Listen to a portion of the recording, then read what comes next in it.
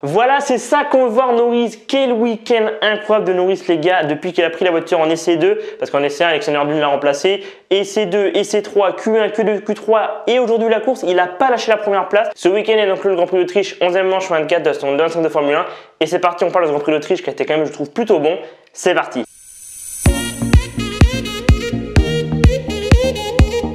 Lando Norris est donc le vainqueur du Grand Prix d'Autriche devant Piastri et Leclerc. Hamilton est au pied du podium 4e. Russell termine 5e. Lawson, très belle performance. On va en parler après. 6e place pour Lawson. Alonso 7e. Très belle performance des Sauber. Double arrivée d'un point pour Sauber. Bortolotto, premier point Formule 1. On va en parler après. Et enfin, là, Esteban Ocon ferme le top 10 avec 1 point.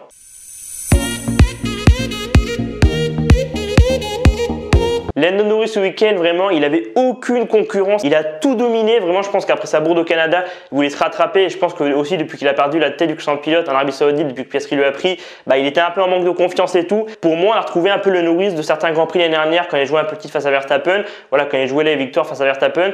Vraiment, je trouve qu'on a retrouvé un peu ce Norris ce week-end. Vraiment, 5 dixièmes. Il a collé 5 dixièmes à Leclerc. C'est le plus gros écart qu'on a eu cette année en qualification. En général, la pole se joue entre 1 dixième ou 2 dixièmes. Donc, moi, je trouve que Norris ce week-end, vraiment, il a été exceptionnel. Et j'espère que dès le week-end prochain, chez lui à domicile, il va enchaîner une seconde victoire consécutive. Norris, s'il arrive vraiment à mettre tout bout à bout comme il a fait ce week-end sur les prochains Grands Prix, mais je pense qu'on va avoir 13 prochains week-ends exceptionnels et je pense vraiment, ça ne m'étonnerait pas que le titre pilote entre Piastri et Norris se joue au dernier Grand Prix à Abu Dhabi parce que les deux, franchement, pendant 20 tours ce qu'ils ont fait, Piastri à un moment donné, j'ai cru qu'il allait accrocher Norris. Franchement, je pense qu'on a tous été hyper tendus pendant 20 tours avant qu'il s'arrête au stand. Norris et aussi Piastri. Ouais, franchement, je pense qu'on va avoir vraiment un très beau championnat. Enfin, j'en doutais pas, tu vois, mais je pensais que peut-être Ferrari, peut-être que Verstappen et tout, Red Bull arrivera à trouver des solutions. Finalement, bon, c'est vrai que Norris-Piastri, je pense que le titre va vraiment se jouer entre les deux.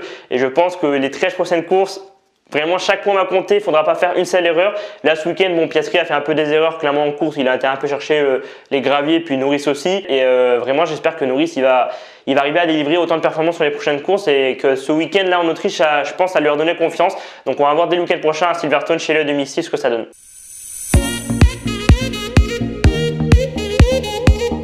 Ce week-end, Ferrari a apporté des évolutions, un nouveau fond plat clairement qui je pense a quand même un peu apporté de performance. En qualification P2 et P4, Leclerc 2e et Hamilton 4e. Quand j'ai vu Charles 2e, vraiment j'étais hyper content, Hamilton 4e pareil, hyper content. J'ai cru clairement à la victoire de Leclerc parce que samedi, clairement en interview, il a dit « Je crois peut-être à la victoire demain, on a un bon rythme en course, on est meilleur en performance de course. » On le sait, clairement la Ferrari est meilleure en course qu'en qualif. Et au final, dès le départ, Norris est parti, Piastri l'a passé, ils les ont déposés, puis le McLaren ont fait bye. Puis au final, Leclerc il a fini à 20 secondes, je crois, de Piastri et Norris, vu qu'ils ont fini pas très loin, Piastri et Norris.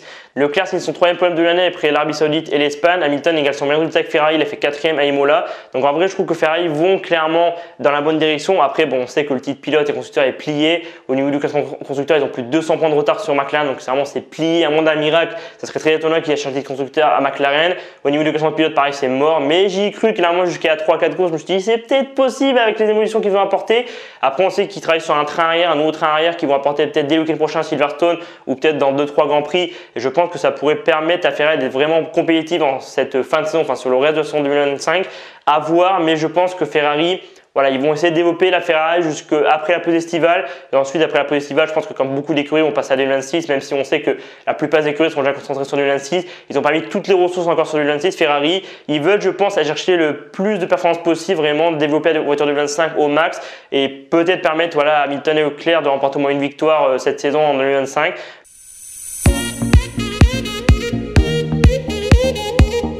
Quel week-end incroyable de Lawson ce week-end. Liam Lawson ce week-end, il était vraiment exceptionnel. 6e en qualif devant Verstappen, 6e en course. Vraiment, j'ai l'impression que ce week-end, on a trouvé le Lawson qu'on a vu chez AlphaTauri et Racing Bulls les saisons précédentes qu'elle a remplacé Ricciardo.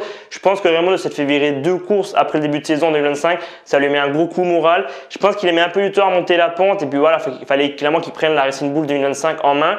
Là, vraiment, ce week-end, 6e en qualif dans Verstappen. Bon, après, évidemment, Verstappen n'a pas pu améliorer son chrono vu que Gasly partait en tête à queue, du coup, drapeau jaune. Donc ouais, je pense que sinon peut-être qu'il serait parti 8e, mais en tout cas la course vraiment il était très solide, il a fait que un seul erreur comme Alonso et Lawson clairement ils se sont battus pendant tout le Grand Prix, ils se sont battus aujourd'hui et au final à la fin il a résisté à Alonso, il y avait clairement Bortoleto le Kenberg qui revenait en fin de course, du coup il a plus de points que Tsunoda qui l'a remplacé chez Red Bull, donc vraiment c'est hyper drôle ce truc de on met Lawson et puis finalement Tsunoda et puis finalement Tsunoda a moins de points clairement que Lawson alors que Tsunoda est une Red Bull, mais voilà on sait que Tsunoda a un peu du mal avec la Red Bull.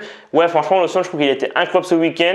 Il avait le smile après la course et après ça se comprend. Et vraiment, il a fait une course magistrale. À un moment donné, il était troisième. Vraiment, je l'ai vu troisième à un moment donné. J'ai bugué. Comment ça, Lawson est troisième? Vraiment, je trouve qu'il a fait un très bon week-end. Et je pense que là, vraiment, il est en train de retrouver confiance. Il est en train de retrouver confiance en lui. Il commence vraiment à prendre la voiture en main. Et je pense que voilà, la Racing Bulls, elle est très performante. On l'a vu avec Adjar. Adjar, il a enchaîné les points dernièrement. Je pense vraiment que la Racing Bulls ont un dos très, très prometteur. Et j'espère vraiment qu'ils vont garder jusqu'en fin de saison. J'espère qu'ils vont pas les mettre Adjar chez Red Bull à la place de Tsunoda.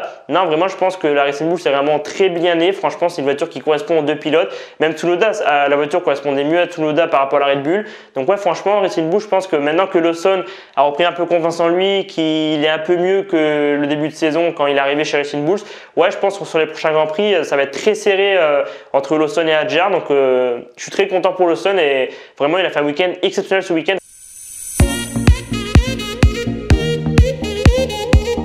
Je pense qu'en début de saison, personne n'aurait parié que Sauber reviendrait clairement. Ils sont en train de se battre pour la P6 au niveau du classement constructeur. Depuis l'évolution en Espagne, où clairement Hülkenberg a fini P5 et aussi il a fini dans les points au Canada, ils sont sur 3 week-ends consécutifs dans les points. Bortoleto ce week-end, il marque ses premiers points en Formule 1, P8. Vraiment, Bortoleto ce week-end, il a été tout le week-end devant Hülkenberg. Hülkenberg a eu un peu du mal, mais pourtant en course, il partait 20e Hülkenberg. Bon, plus 19e parce que Sainz n'a pas pris le départ. Et il a fait une remontée de fou, il a fini P9, P8 et P9, Bortoleto P8 et Hülkenberg P9. Vraiment, Sauber, ils sont incroyables depuis le Grand Prix d'Espagne. Franchement, je le dis, mon début de saison, j'avais fait clairement mes pronostics saison et je crois que j'avais dit que Sauber finirait 9e ou 10e au niveau du classement constructeur. Là, les gars, ils sont en train de se battre pour la P6 au championnat. Vraiment, on va en parler en fin de vidéo, mais je trouve ça vraiment exceptionnel. Hülkenberg, c'est un très bon pilote. On sait qu'il est en Formule 1 depuis des années et vraiment, c'est un excellent pilote. Et Bortoleto, il est en train de monter. Il est en train de prendre confiance en la voiture. Vraiment, ce week-end, il a été incroyable. P8 en qualification. Et la course, il s'est battu clairement avec son manager Alonso. Vraiment, sur la fin de course, j'ai cru qu'il allait passer Alonso. Et je pense qu'il voulait pas se cracher parce qu'il a marqué ses premiers points. Non, franchement, Bortoleto, très très fort ce week-end. Et ouais, franchement, P8 et P9 pour Sauber. Je pense que Sauber, je pense qu'ils vont peut-être finir P6 au championnat. Enfin, franchement, vu la dynamique qu'ils sont en train de prendre, il y a de grandes chances qu'ils finissent derrière Williams au championnat constructeur. Red Bull, aïe aïe aïe ce week-end, fin de 77 GP consécutifs dans les points. Ils avaient tout le temps de tenir les points, je crois, depuis l'Arabie Saoudite 2022.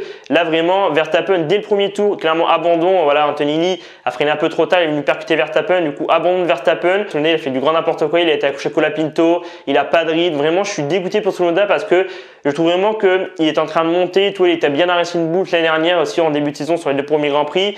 Vraiment, la Racing Bulls, elle est clairement mieux.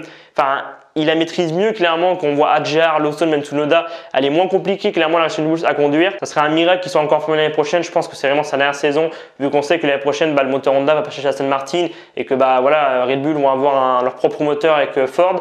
Donc ouais, je pense que Tsunoda c'est sa dernière saison en Formule 1.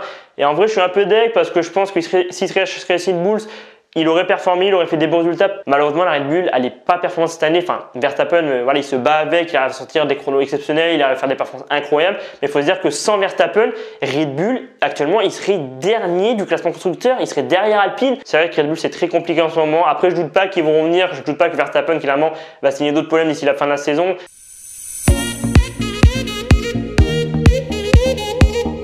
Esteban Ocon, il fait aussi des remontadas comme Hülkenberg. Vraiment, on sait que là, c'est plus performant aussi en course qu'en qualif. Il partait 17e aujourd'hui. Il a fini 10e. Il a fait que un arrêt, si je ne me trompe pas. Vraiment, Ocon, en course, il est exceptionnel. 10e, je crois que c'est sa deuxième arrivée consécutive dans les points. Je crois qu'il a fait dans les points aussi au Canada, si je ne me trompe pas. Ouais, vraiment, Ocon, il est vraiment exceptionnel et ça lui permet clairement de rester dans le top 10 au niveau du classement pilote. Et vraiment, moi, j'aimerais que la Haas soit beaucoup plus performante. Clairement, faites-moi améliorer cette Haas, s'il vous plaît. Que Esteban, il signe des top 5 ou voire des podiums, je sais pas. Je sais qu'il est capable de le faire, donc voilà, on va voir sur le prochain Grand Prix, mais très beau Grand Prix d'Esteban Ocon.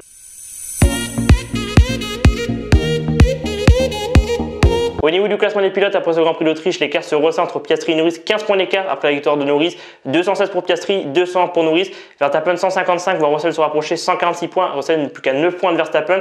Ensuite, Leclerc 119, Hamilton 91, Anthony 63, Albon 42, Ocon 23. Et pour finir ce top 10, on a Hülkenberg qui rentre dans le top 10 avec 22 points. Du côté des constructeurs, McLaren a plus de 200 points d'avance sur Ferrari. 417 pour McLaren, 210 pour Ferrari qui pour 1 point prend la seconde place à Mercedes. 209 pour Mercedes, 162 pour Red Bull. Williams est 5e avec 55 25 points. Et ensuite, c'est hyper serré. La 6ème place vraiment va être hyper serrée jusqu'en fin de saison, puisque Racing Bulls a 36 points, As a 29 points, Aston Martin a 28 points et Sauber a 26 points. Vraiment, la 6ème place entre Racing Bulls, As, Aston Martin et Sauber va être hyper serrée. Mais il ne faut pas oublier Alpine qui, même si elle est dernière avec 11 points, je pense qu'ils peuvent remonter sur les prochains Grands Prix. Donc vraiment, la 6ème place va être très serrée sur la fin de saison.